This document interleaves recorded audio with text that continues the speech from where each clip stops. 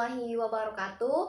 Perkenalkan, nama saya Eva Faikotun Hima Al-Ulia, NIM 2006511000045 dari kelas 3B Prodi Pendidikan Guru Pendidikan Anak Usia Dini. Nah, kali ini kita akan membahas tentang anak berkebutuhan khusus dengan topik yaitu anak berbakat. Anak berbakat adalah mereka yang memiliki kemampuan sangat tinggi dibandingkan dengan anak-anak pada umumnya. Keberbakatan seseorang harus dilihat dari sudut pandang, yaitu seperti kecerdasan, prestasi belajar, kreativitas, serta karakteristik pribadi sosial. Terman yang dikutip dari Tian Supartina mengategorikan bahwa anak berbakat memiliki IQ 140 ke atas. Faktor resiko anak keberbakatan yaitu hereditary factor dan environmental factor. Dari sudut hereditary factor, perkembangan individual berasal dari benih dari mana dia berasal. Environmental factor secara kodrati bahwa anak berbakat memiliki otak yang hebat. Akan tetapi lingkungan akhirnya akan membawa anak seberapa jauh terjadi aktualisasi. Faktor-faktor penyebab keberbakatan anak yaitu yang pertama faktor genetik. Faktor genetik yaitu faktor keturunan yang berasal dari orang tua. Sebagian para ahli menyatakan bahwa kemampuan intelijensi seseorang kurang dapat diterima di masyarakat pada umumnya karena mereka menganggap bahwa semua orang terlahir sama. Yang kedua yaitu faktor biologis. Faktor biologis pengaruh pada intelijensi anak yaitu seperti faktor gizi dan neurologi. Ketiga yaitu faktor lingkungan. Faktor lingkungan seperti stimulasi, kesempatan, harapan, tuntunan, dan imbalan akan mempengaruhi proses belajar anak. Faktor keturunan akan menentukan rentang di mana seseorang akan berfungsi. Jenis-jenis asesmen pada anak berbakat ada 3 macam, yaitu yang pertama authentic assessment, yang kedua dynamic assessment, yang ketiga yaitu kemampuan spasial. Authentic assessment dilakukan dengan cara melihat secara langsung bidang apa yang dimunculkan oleh siswa. Penilaian authentic assessment dilakukan dengan berbagai macam, yaitu seperti karya tulis, portofolio, pengamatan guru, esai, dan lain sebagainya.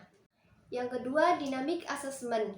Hal ini dimunculkan oleh Tomlinson dengan kawan-kawan pada tahun 2002. Jenis asesmen ini berisi pengujian siswa untuk mengukur keberbakatan anak. Seperti contoh, dilakukannya tes. Yang ketiga yaitu kemampuan spasial. Kemampuan spasial adalah kemampuan mental untuk mengevaluasi dan memanipulasi suatu objek atau benda. Upaya penanganan terhadap anak berbakat yaitu anak berbakat harus diberikan intervensi yang baik agar bakatnya bisa berkembang dengan baik. Seperti memberikan kritikan yang bisa membunuh rasa ingin tahu anak atau mematahkan rasa percaya diri anak. Berikan anak peluang untuk mengeksplor rasa ingin tahunya. Berikan anak kesempatan untuk memilih pilihannya atau menentukan pilihan. Izinkan anak memilih bakat dan minatnya. Persiapkan banyak pilihan kegiatan agar anak tidak mudah bosan dan fasilitasi bakat anak. Upaya penanganan bisa berasal dari keluarga, sekolah, dan masyarakat. Berbagai penelitian pakar psikologi menentukan bahwa nilai dan sikap orang tua mempengaruhi kreativitas anak. Di sekolah, anak berbakat membutuhkan guru yang tidak sekedar baik, tetapi guru yang memahami bagaimana cara yang baik dan tepat dalam menangani anak berbakat. Ward menyebutkan bahwa anak berbakat membutuhkan pendidikan yang berdiferensiasi, yaitu pendidikan yang sesuai dengan minat dan kemampuan intelektualnya. Melalui kurikulum yang berdiferensiasi, maka kemampuan keberbakatan anak akan muncul dengan sendirinya melalui prestasi dan karya-karya mereka. Suatu masyarakat yang berdasarkan pada hukum yang adil, yang memungkinkan kondisi ekonomi dan psikologis yang baik bagi warga negaranya, merupakan lingkungan yang kondusif untuk melakukan pertumbuhan kreativitas pada anak. Selain itu, dapat dibutuhkan kerjasama antara keluarga, sekolah, dan masyarakat. Keluarga dan sekolah harus usaha pelayanan untuk anak berbakat seperti dengan memandu dan memupuk minat bakat anak, dan perlu adanya pertemuan antara guru-guru yang membimbing anak-anak berbakat dengan orang tua anak-anak yang berbakat. untuk membicarakan dan membahas masalah-masalah pada perkembangan anak berbakat.